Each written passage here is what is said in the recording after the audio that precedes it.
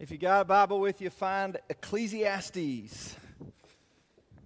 It's back in the Old Testament. It's right after, the easiest way to find it is go find Psalms, because that's a big book back there, and then find Proverbs, and then find Ecclesiastes. But we're doing a study right now called Chasing the Wind, Slowing Our Pursuit of Meaningless Things, and it's a study of this book, which is a book basically about the meaning of life.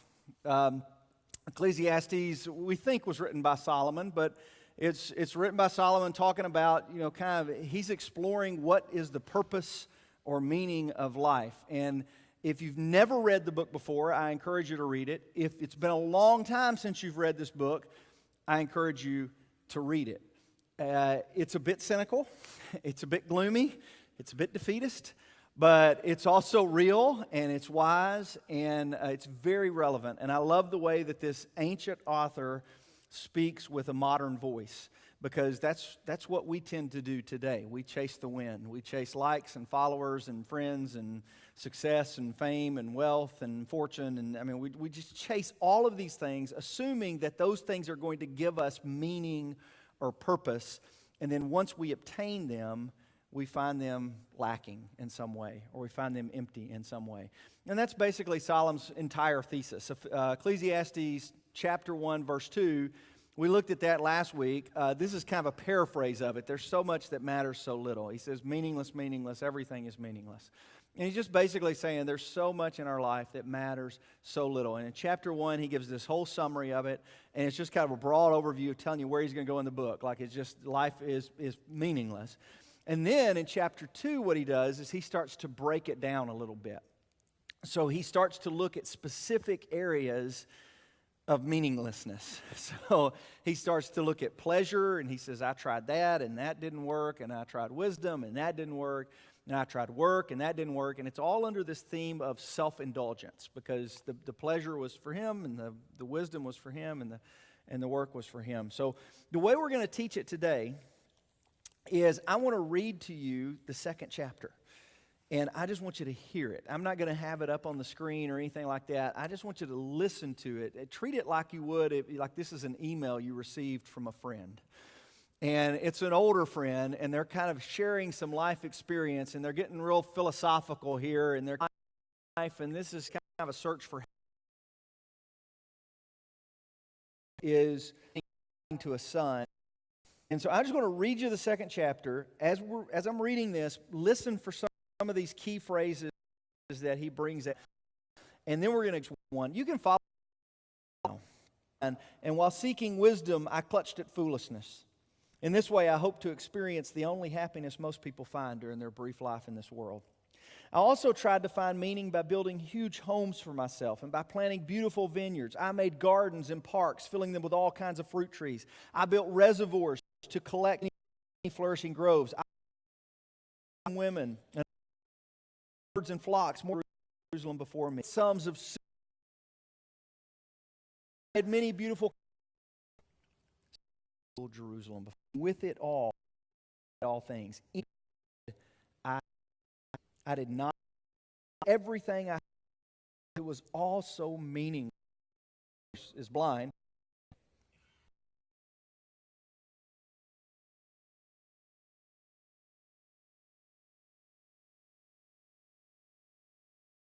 Hate life like a chasing after the fruits of my hard work, and yet they'll control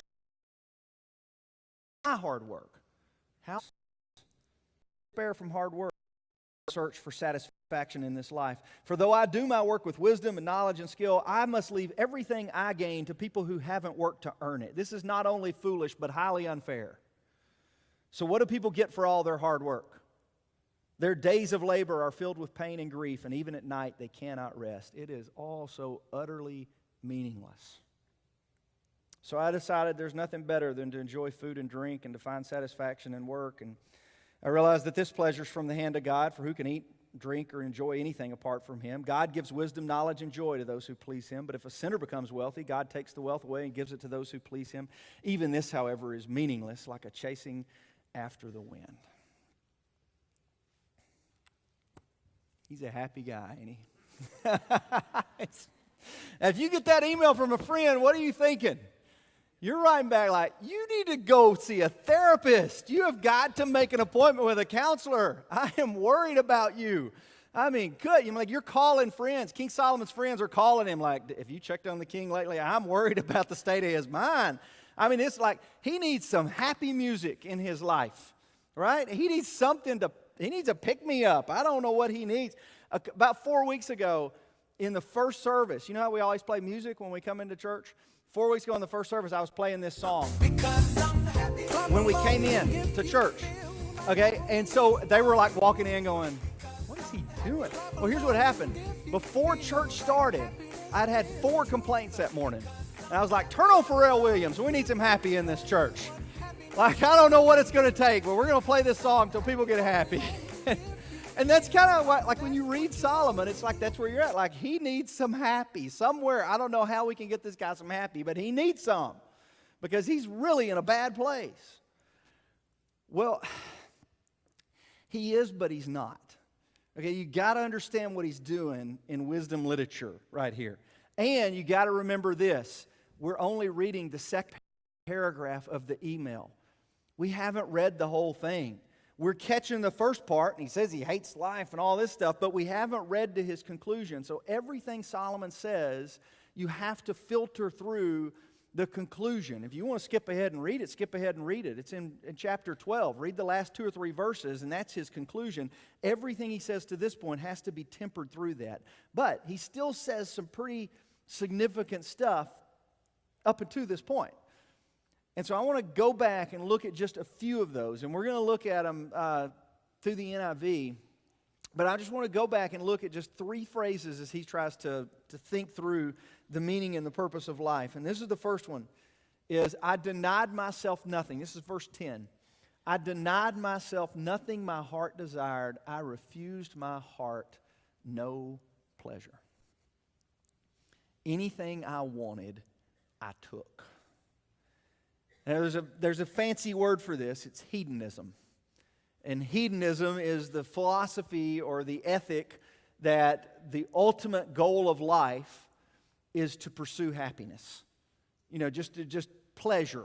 That's kind of what the ultimate goal of life is, the pursuit of pleasure. Do whatever makes you happy, whatever feels good, whatever is pleasurable, do it. That's the aim of life. That's meaning and purpose in itself as hedonist. Does that. Nobody calls themselves that. Nobody has that on their social media profile, that they're hedonist. There's no hedonist churches. There's no places you can go to worship at the altar of pleasure and those kinds of things. But you look at that phrase. This was written in 10th century BC, but it sure sounds like he's writing in 21st century America. I mean, this is what we do. I mean, this is hedonism. And we don't say it, like I say, in so many words, we don't call it hedonism. What we say is stuff like, if it feels good, do it. If it makes you happy, who am I to say that it's wrong for you to do? Just do it. If this makes you happy, go ahead. You know what? Here's the way we usually express this, and this is usually expressed right before a divorce. I deserve to be happy. I just deserve to be happy. So if I want to go sleep with somebody else, well, I deserve that. That's hedonism. That's the pursuit of pleasure at all costs. And Solomon basically says here in chapter 2, he says, all right, I'm going to give that a try. Some of you have given that a try. Don't tell me, don't raise your hands. But, Solomon says, I'm going to give it a try. I'm just going to do anything I want, and I'm going to see if that makes me happy. And so he tried it. And he says in the chapter, he says, I tried drinking. He said, I tried drinking. Let's see if drinking makes me happy. Broke, and, fancy cars and all, cars, but you get lots of sex. That's the concubine. That's what that means. It's a harem. Solomon was famous for having lots and lots and lots and lots of women. And he said, I just tried that. I tried money, and I tried sex, and I tried wealth, and I tried possessions, and I just tried all of this stuff. I pursued any pleasure that I celebrated more and lived life better than any king in Jerusalem before me. And at the end result, meaningless. And this is the paradox of it. Like this is a value in our culture. If it makes you happy, do it. The paradox of hedonism is that the more we pursue pleasure, the more difficult it is to obtain. I mean, it is. The more we pursue, and this is interesting because in America, we're granted the right to pursue happiness. It's a constitutional right. The more difficult it is to pursue oneself. And this is a man's search for on here. And he ultimately greater than yourself. Someone came to the same, very self-indulgent. He keeps saying, I did this for me. You know, what happens where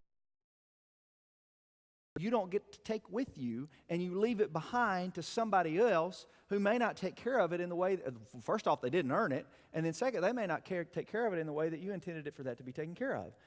And what I hear in this part of the book, and this is just my interpretation of it. You guys can talk in small group whether or not this is a good interpretation or not. But what I hear going on in Solomon in this section of the chapter is, I hate life because I'm scared of dying. Because he talks about death right before he says it, and he talks about death right after. And he talks about, basically his thesis here is, what's the point of living if we're all going to die anyway? Because death's going to take everything away from me. So what's the point of pleasure if my death is going to strip me of pleasure anyway? And what's the point of wisdom if death is going to strip me of wisdom? And what's the point of work if death is going to strip me of everything that I worked for? I mean, this is a very, very pessimistic view of life, but he's scared of dying. And I see somebody kind of, the reality of death, and you know how, and some of you will relate to this and some of you won't. At some point in your life, you know how when you're young, you'll do like you're bulletproof and you'll take any kind of risk and it doesn't matter. I mean, you can race down the highway, you can jump off really tall things. You just do stupid stuff when you're young because you feel like I'm never going to die. And then at some point, and I don't know when it is for everybody, at some point in your life, the reality of death kind of hits like, and I don't know if it's when a friend gets a diagnosis and they're the same age, and those diagnoses start happening more frequently the older you get, or you lose somebody close to you. I mean, but at some point it kind of hits you like, they call it a midlife crisis is what typically, they say somewhere in your 40s and 50s, it kind of, life just comes in and sucks you in the teeth and you realize I'm going to die. And it's a healthy thing and it's a natural thing, right? Because you stop jumping off things and you stop going really fast and you stop doing stupid stuff because you realize you're older and wiser now. So part of that's healthy. That's how we keep living, is the fear of death. But it can also become unhealthy when it kind of spirals into this depression and anxiety and this, what's the point of living if we're all going to die anyway? And I almost see Solomon going there. I mean, that's kind of in this chapter, it's like you see Solomon drifting into that a little bit. Again, you got to temper it through his final conclusion, because his final conclusion is not the same. And sometimes we say stuff in a moment of depression or in a moment of anger or in a moment of anxiety. We say stuff that we don't really mean in our more sober moments, right? We've all done it. We've all, what's the point of living? Or I hate life, or I hate them, or I hate this. Whatever. We've said that stuff, and then later in reflecting on it, it was like, well, I didn't really mean it. At the time, that was the emotion I'm feeling. And I see the emotion of Solomon coming out in this passage. And he again, his conclusion is it's meaningless. It's worthless. There's no purpose to it. I can find no satisfaction in this, in anything in life. And then he comes to his final conclusion in the chapter, and he says, the phrase is, for without him. That's the one that jumped out at me. It's the only positive statement he makes in the entire chapter. It's the only line that he makes that is anything like of redeemable to say, oh yeah, you could preach that. That's it. This is all. And the full context is this. His conclusion, after these working through pleasure, wisdom, and wealth, or work, his conclusion is a person can do nothing better than to eat and drink and find satisfaction in their work. Toil is what the New NIV says, but to find satisfaction in their work. So the simple pleasures of life is kind of the way I interpret this. Rather than trying to build the biggest home and have the fanciest car and be the most famous and have the biggest bank account and have sex with the most people and all of these things that we pursue and thinking it's going to provide meaning or purpose in our lives, Solomon says, really, life just comes down to eat, drink, and be merry And that's a phrase straight out of the Bible, that, it really just comes down to the simple pursuits of eating and drinking and finding satisfaction in the things that God's given you to do. But he gives one big qualifier. He says, this is from the hand of God. And without him, who can find enjoyment? You see where he's going with this? Without God, we're trying to pursue happiness, but without God, who can find happiness? So the simple way of summarizing that is, without God, what is pleasure? And without God, what is work? And without God, what is wealth? Wealth is meaningless without God. It has no purpose without God. And work is meaningless without God. You can argue with him philosophically. No, work provides for us while we're alive. I get that, but I understand where he's going here. He says, my work is meaningless without God. There's got to be some higher purpose to what it is that I'm doing. That's why a lot of people use the language, God has called me. And a lot of people use it in ministry, and I'm kind of sad that it only gets used in ministry and not in other contexts. Because if you're a coach, God has called you to be that. Or if you're a teller at a bank, God's called you to be that. If you're teaching in a school, maybe God has called you to be that. If you're the CEO of a company, maybe God has called you to be that. If you're a salesman, maybe God has called you to be that. Whatever it is, whatever we do that we can find satisfaction in our work, but without God, it's meaningless. We're just earning a paycheck. But with God, there's some higher purpose. There's something more involved. I'm committing myself to a cause greater than myself. And to wealth, without God, wealth is meaningless. But with God, there's purpose in it. Somebody told me in between services, they said, wealth doesn't make you happy. You know what makes me happy? Giving it away. That's what makes me happy. That's my goal, is to give it away. And the person that told me this is a very generous person, and that they're doing it. Like that's not just something that's not just some philosophy.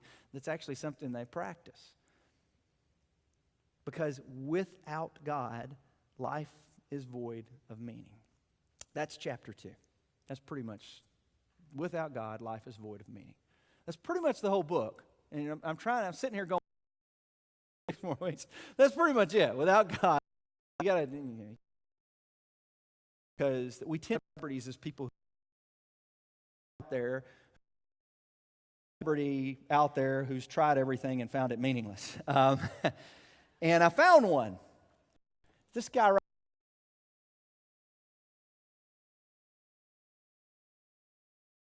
Who that is?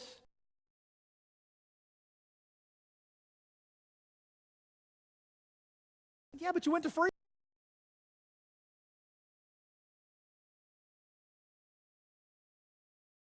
50, and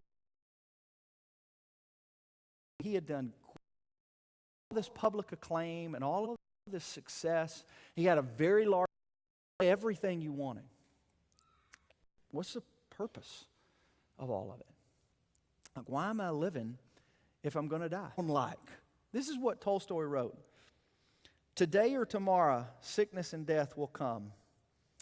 They had already come to those I love or to me, and nothing will remain but stench and worms. Sooner or later, my affairs, whatever they may be, will be forgotten, and I shall not exist. Then why go on making any effort? And then he starts asking questions. And he said, my question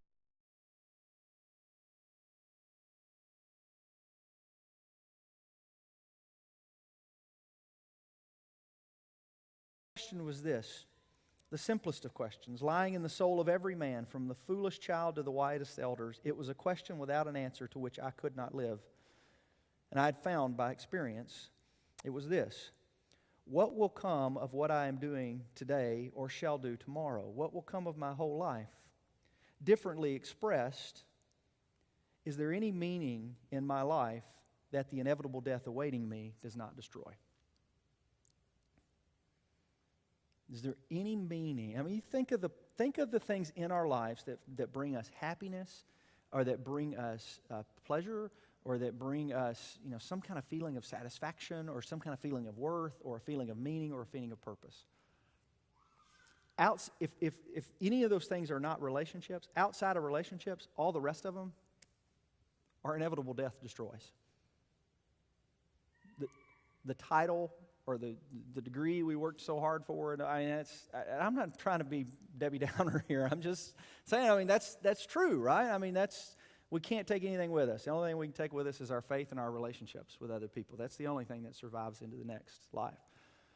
And so Tolstoy he asks, I just don't, what is it? What's the purpose and the meaning of life? And he starts spiraling downward a little bit. And he does what Solomon did. He actually compares himself in this writing to Solomon. And he says, I tried science, and it just kind of left me disillusioned. And then I tried philosophy, and I couldn't find my answers there. And then I tried hedonism. He doesn't say what he did, but he talks about hedonism, like, okay, maybe that's a worthwhile pursuit, and they couldn't do that. And at the end, Tolstoy reached two conclusions. I want to go back to this verse right here. His first conclusion was the ultimate purpose or meaning of life is found in the simple pleasures of life. A sunrise or a meal or whatever, nothing that's big, grandiose things, but just the simple pleasures of life. A conversation with a friend. That's the ultimate meaning and purpose is found there. Then, he said, the other purpose of it is found within what he calls, and I love this phrase, the necessary irrationality of faith. The necessary irrationality of faith. What he's saying is, faith doesn't make a lot of sense sometimes, but you've got to have it. Because without it, nothing means nothing. I can't put all the pieces together. I don't know how God works. I don't know why this happens and this happens and this doesn't. I don't have any rational answers for that, but I got to have it. It's the only way to survive. And it reminded me of Solomon's words right there, which is exactly where the guy's headed in chapter 12 as well. Let me pray for you, and we'll be dismissed. Okay. Father, I'm thankful. I'm just thankful for the great thinkers that have come before us, guys like Viktor Frankl and Leo Tolstoy and King Solomon that ask some of these big philosophical questions we don't really like to deal with, questions we try to numb ourselves from. But I'm thankful for their questions because it leads us to ask questions. It leads us to think through things in a little bit different way. And God, I believe that we've got to have faith. And we have to have faith in order to survive in this life. It's a necessary part of life because it gives us meaning and purpose, and it connects us to a cause deeper than ourselves and commits us to a person bigger than ourselves. And Father, for us who are Christians, that person is Christ. And I'm thankful for what He has done for us, and I pray that He continues to shape our lives. And it's in His name I pray these things. Amen. Chapter 3 and 4. We're going to do 2 chapters next week. Chapter 3 and 4, if you want to read ahead. And if you want to join us for one-on-one, we'll be eating lunch in about 15 minutes. Otherwise, you guys have a great lunch, okay? See you next Sunday.